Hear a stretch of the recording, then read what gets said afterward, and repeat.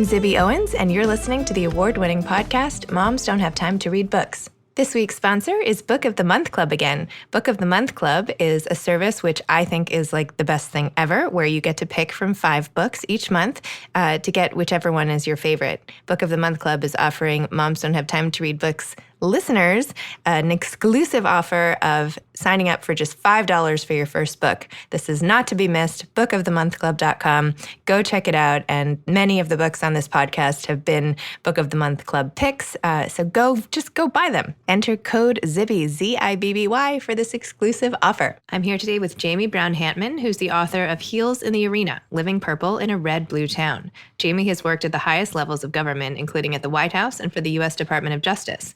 In 2008, Politico named her one of the 50 Politicos to watch. She currently lives in Northern Virginia with her husband and daughter. So welcome, Jamie. Thanks so much for coming on Moms Don't Have Time to Read Books. Thank you for having me. I've been looking forward to this. Oh, me too. So please tell us, Heels in the Arena, Living Purple in a Red Blue Town. What is this about and what inspired you to write it? So it is my memoir. And when people hear a Washington memoir, they want to go to the next channel because they usually think it's going to be some sort of self-serving, sort of bloviating, name-dropping, very serious sort of book. And I wanted to do the opposite of that. The goal was Legally Blonde meets Bossypants.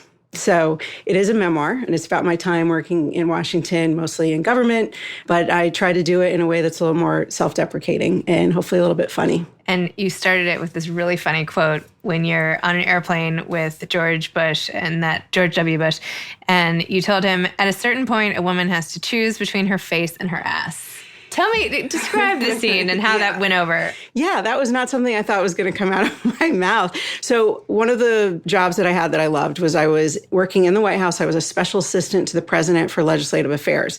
And that means that we were the liaison for the president to Congress. And one of the most important parts of the job is to be there when members are with the president, because you don't want him off by himself with members because they'll make up stuff about what he said and promised. So, one of the best ways to do that and more fun ways was flying on Air Force One. When he would invite members, we would be there. So we would each take turns flying on Air Force One. The person I was there accompanying that day was Senator Arlen Specter of Pennsylvania. And Senator Specter, for anybody who knows anything about him, is somebody who would not just go to the back of the plane in the guest lounge. He would go right to the president's office because that was sort of the type of person that he was. May he rest in peace. So I was hanging out in the president's office. And so it was the president, Karl Rove, me, and Senator Specter. And Senator Specter excused himself to go use the restroom. And the president was just chatting with Karl about some big event he'd had at the White House the night before. And there had been a woman from Texas that they were both friends with who'd been there. And the president was going on and on about just how much weight the woman had lost. And she just looked great. And it was really impressive. It sounded like one of those Biggest Loser transformations, not knowing who the person was. But then he paused and he sort of like nodded his head the way we all know and was thinking. And then he goes, but she looks a lot older now. And without even thinking about why I was there, who I was, and what was going on, I just blurred out what you said. Well, they say at a certain point, a woman has to choose between her face and her ass. As soon as the words came out of my mouth, I'm like, oh my God, what did I just do? I said it out loud. But he sort of thought for a moment, and then he said, you know what? That's absolutely right. Very relieved. Wow. Well, that sets the stage for the book and the history of your career in Washington. How to move forward when putting your foot in your mouth. Yeah, right? Exactly. It just makes you want to know what else you've said by mistake. Things I've said by mistake. Part 2.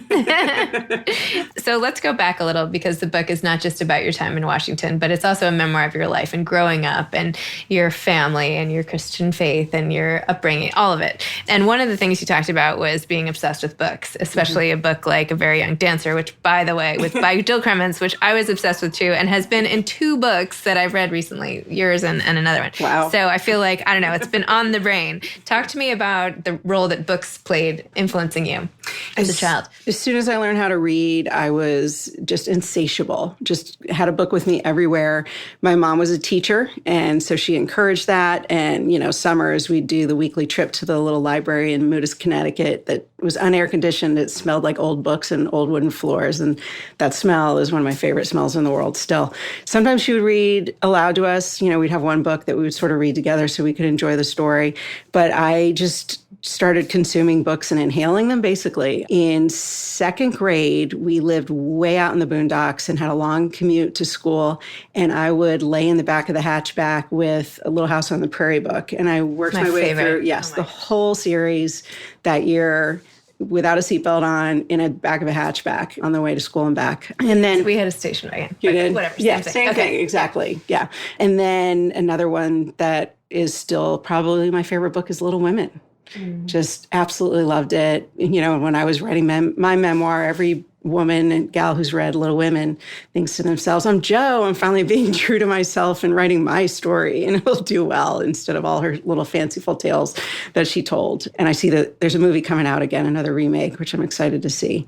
So, lots of just books about strong women and girls just, doing things for themselves and getting through it. And I'm so grateful that I was in a house that encouraged that. And your mom wasn't just a teacher. She was also your teacher. Yes. And I love the part when you were finally in one of her classes, having watched her, be with her students forever. And she started off wanting you to call her like Mrs. Brown. Mrs. Brown. Yeah. That didn't know, right? Yeah, that was probably a couple weeks. Yeah. It was a little school and there were kids who called her mom. So I just thought, why should I call you Mrs. Brown when Mom seems to be the standard around here? So yeah. My grandmother tells a story that she worked for my grandfather in his office for a week. And at the beginning, he was like, in this office, you will call me Mr. Phillips. And she was like, I don't think so. And she walked out, never worked for him again. Anyway, good for her. Yeah, that's the kind of woman she is. So your mother, she was your teacher. She was like the central figure in your life. You wrote about her so beautifully. And you ended up later in your life actually having her as a roommate, which I found really interesting. So you're like, I moved back in with my parents. But you didn't make it like, I'm moving back home. You were like, I chose my parents as roommates. Right. Isn't that cool? Yeah. Or my husband would say weird. No, not weird. Whatever. I think it's cool. But I just wanted to talk about your relationship with her. And then I don't want to give anything away in the book, but I just wanted to touch on your relationship with her and how formative that was. And I don't know, say something about that. I would love to talk about my mom. She, I mentioned she was a teacher. She was one of those teachers that her students will almost to a person say she was my favorite. She had an unbelievable impact by the time her career was done with thousands of students. And she cared. She was very passionate about it. And so to have a front row seat to that, because I was in a little Christian school, so we would ride to school and back, and she would love to talk about her day because she was just so fired up about it. And then, later I had her as a teacher, and she was my government teacher in English and history. And so I guess it's not super surprising that I ended up going to law school and being involved in government because I had this great foundation from Mrs. Brown. There, I'll do a shout out with her teacher name. And I thought it was so great when there was one job you were particularly excited about getting, and for her, it wasn't just her daughter who had accomplished that, but her student. Right. And, that was the great thing about living with them, again, was, she was teaching at a school in Annapolis near D.C., and we just had a tradition where every year I would go back and talk to her students.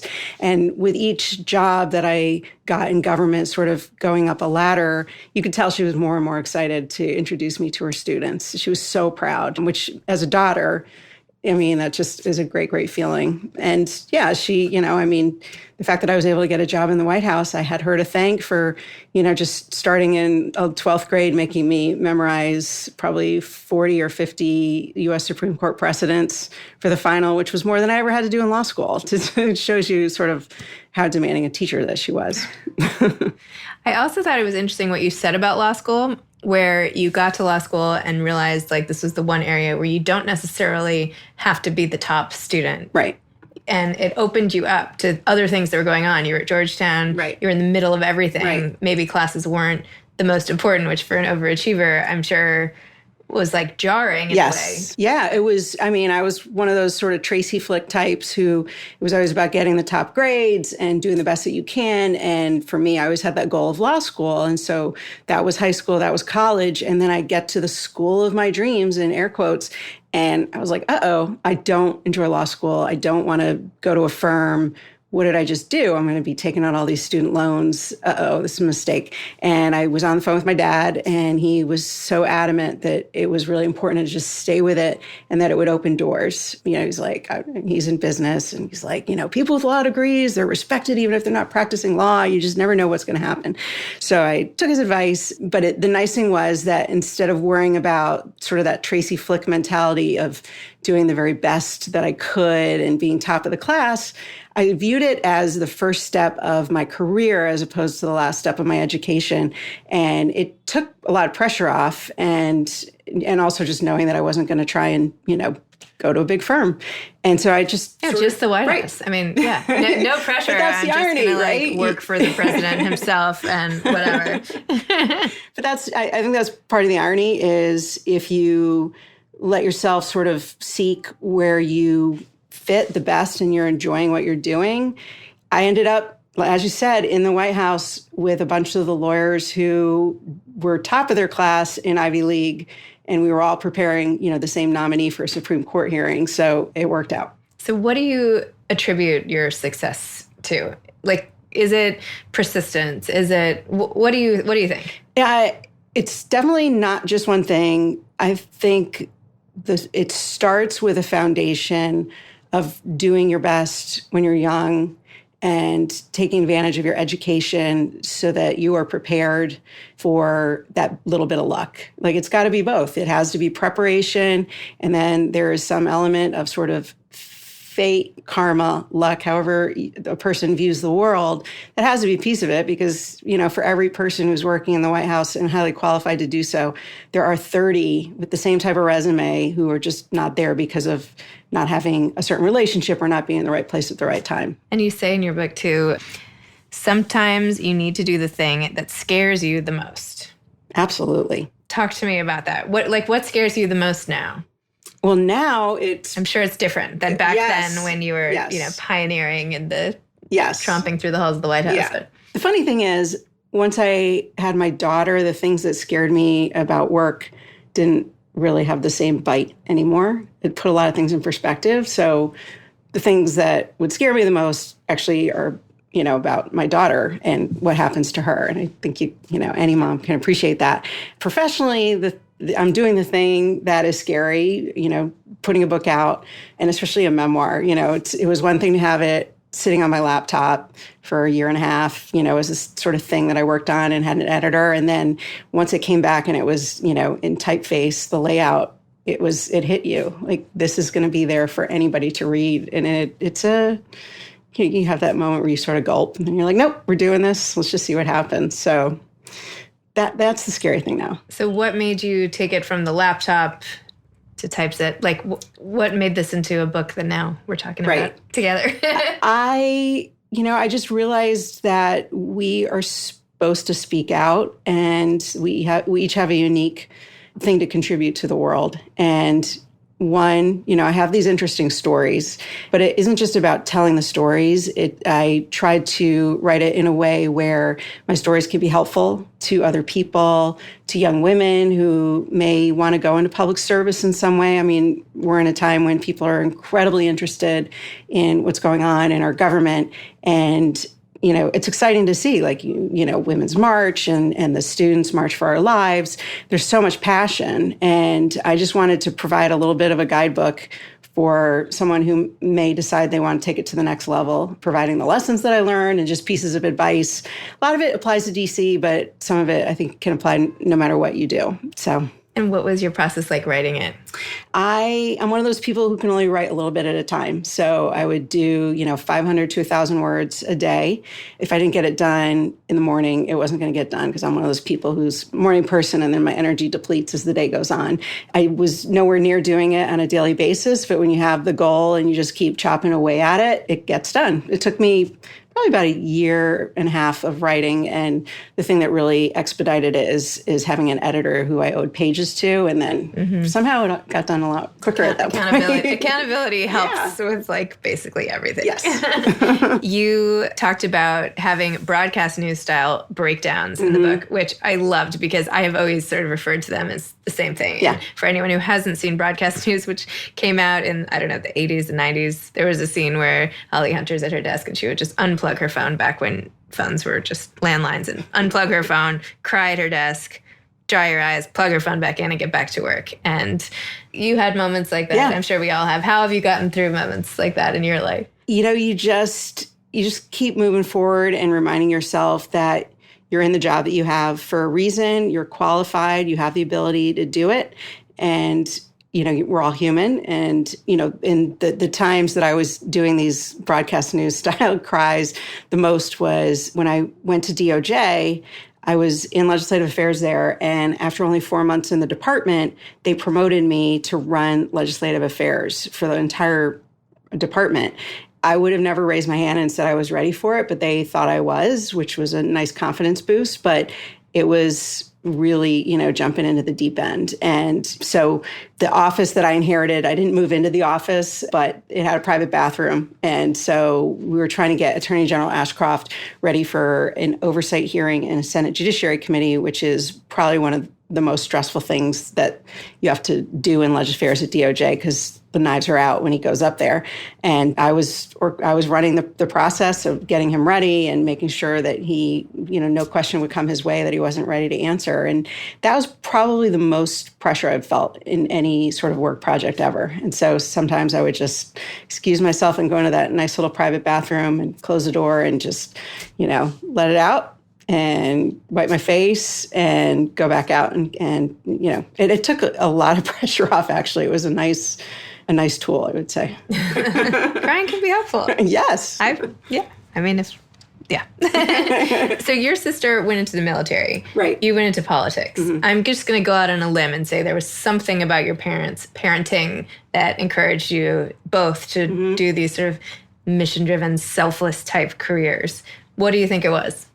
It was probably example. My mom, being a teacher is such a mission-driven type career, giving back to people. And my dad was and still is in the computer industry, but he did everything that he could to support her. He was there with her for all the extracurriculars, and we had kids in our house all the time. So they were definitely a team. And it wasn't sort of an overt, you will do X or you need to do X. It was, I'm thoroughly convinced that people can most impact other people by the way they live as opposed to the words that they say. And the lives that they live, that was what you do. And you see the impact that they have. And I think that's what they passed on. And they're also, they were politically interested people. That was sort of always around in the house, conversation about what's going on in the news. And so that sort of, I think impacted my interests. Speaking of politics, yes. You and your husband are on opposite sides of the aisle. Right. How do you, especially in today's highly charged, divisive political environment, how do you navigate that big difference between the two of you, if it still is as pronounced as it was in the book? It is not as pronounced as it was in the book. During the time that's covered in the book, when I was working for John Ashcroft and George W. Bush, he was working for Dianne Feinstein and Chuck Schumer. And it wasn't just working for D's and R's. We were working on the same issues, but on opposite sides. So I was trying to get John Roberts confirmed to the Supreme Court, and he was fighting to keep him off the Supreme Court. So we really had to, figure out a way to be a couple with that sort of work situation, which I actually found it really good and helpful, both personally and professionally. On the personal side, DC is a company town. Most people come home and they just sort of talk about what they did all day and what's going on in politics. And that wasn't necessarily going to be a really fruitful, good discussion for us. And so it forced us to talk about books and movies and, all the other things that make up normal people's lives outside of Washington. And the other thing that it did for me that I think is it, translates for people who may not be in that sort of fraught situation themselves, but need to sort of get along with people on the other side of the aisle. It actually made me better at what I did, because I couldn't go home and just complain about those crazy people on the other side and what they did to me today and I had to fight against, because he was the other side. And this is somebody that I loved. And so it behooved me to listen and try and figure out why he was coming from it from a different perspective. He loves his country as much as I do and wants to serve it and have it succeed. He has some different opinions about how to do that. And approaching it from that way makes a huge difference. And I think that's something that it would be helpful for a lot of people to remind themselves about now, because things are much, much worse in terms of political divide. My husband and I are not as politically divided at this point because, as I talk about in the book, I now consider myself an independent because of, the current president that we have. But, it's still, we're going into a time of year during holidays when people are going to be sitting around holiday tables with relatives with extremely different opinions about things. And one piece of advice that I thought was really great that I learned or heard was Arthur Brooks wrote a book called Love Your Enemies. And he talks about the concept of contempt and how there's so much contempt and that is the most dangerous attitude to have towards people with whom you disagree. It is corrosive in terms of how you view them. It's corrosive for yourself to hold those types of feelings. And so people need to realize that we are all humans. If you believe in God, we're all made in his image.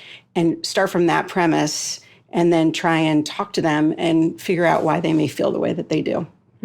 So, and maybe not spend quite as much time on Twitter. That'll help a little bit. I think that's probably good advice It's across for everybody. the board, right? Yeah. I mean, yes. Was there anything that was really unexpected in the political world? I mean, I know you touched in the beginning of your book about not anticipating some of the physical comments people would make about like your hair and that how this goes back so long. And I know that like in the newspapers these days, people are always talking about how, such and such a woman didn't like how, blah, blah, blah. Right. Yeah. Tell me about that aspect of things and if there was anything else that really, threw you off or you weren't expecting or. One of the more comforting but unexpected things that I learned from some of these jobs that I had is that most people have we're all human and most people have some level of insecurity, even at the highest levels.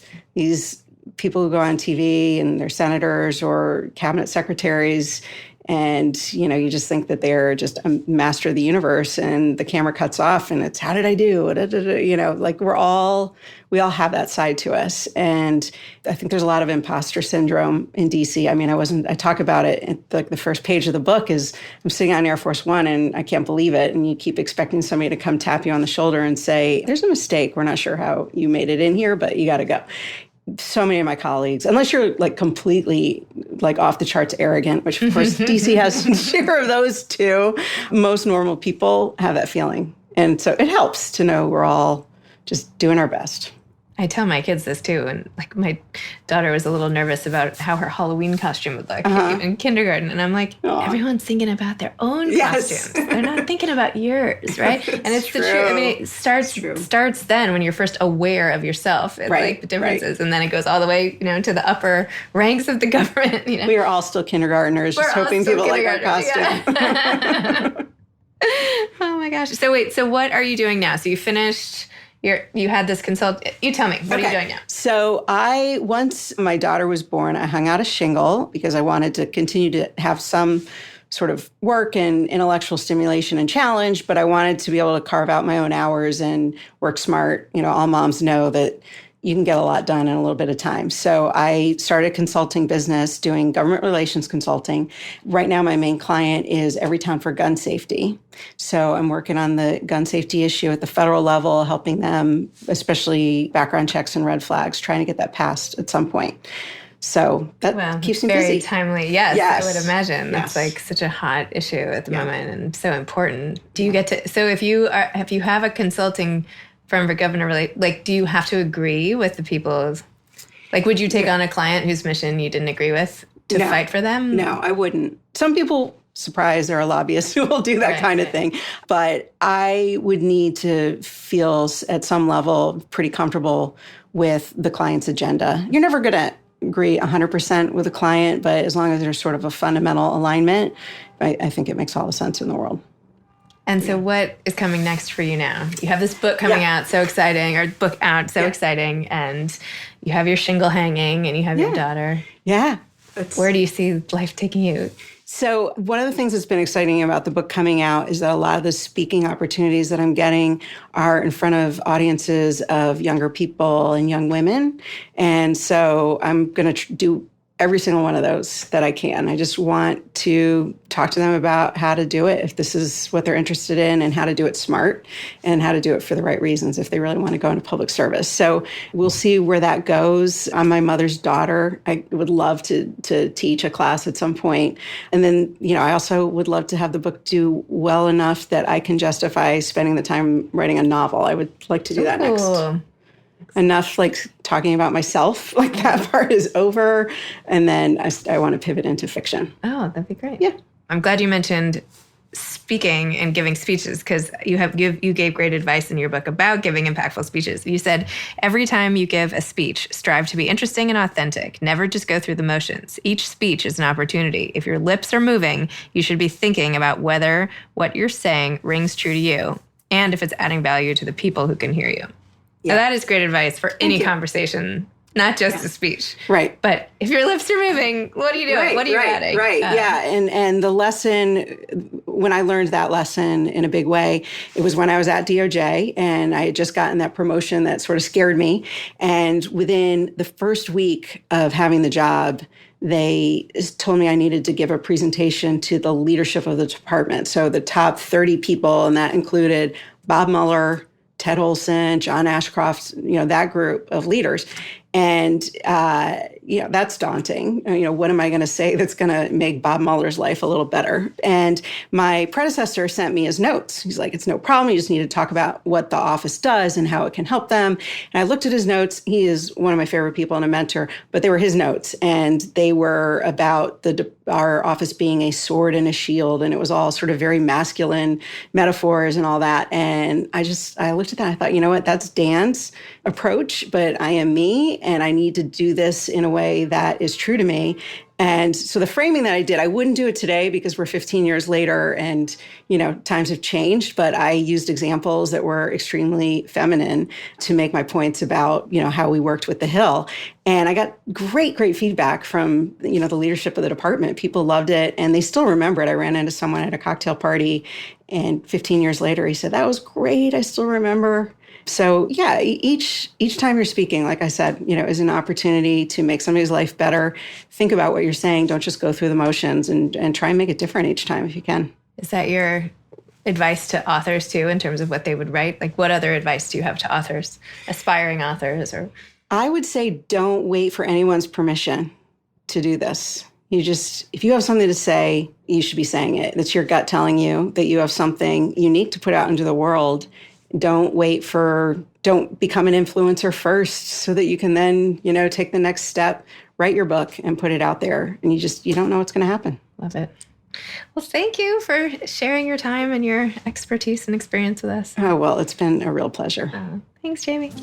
Thanks for listening to Moms Don't Have Time to Read Books, the award-winning podcast. This episode has been sponsored by Book of the Month Club. bookofthemonthclub.com. Enter code ZIBBY to get your first book for just $5. You can follow me on Instagram at Moms Don't Have Time to Read Books. Thanks so much to Steve and Ryan at Texture Sound for the sound editing. And thank you to Morning Moon Productions for providing this fantastic intro and outro music.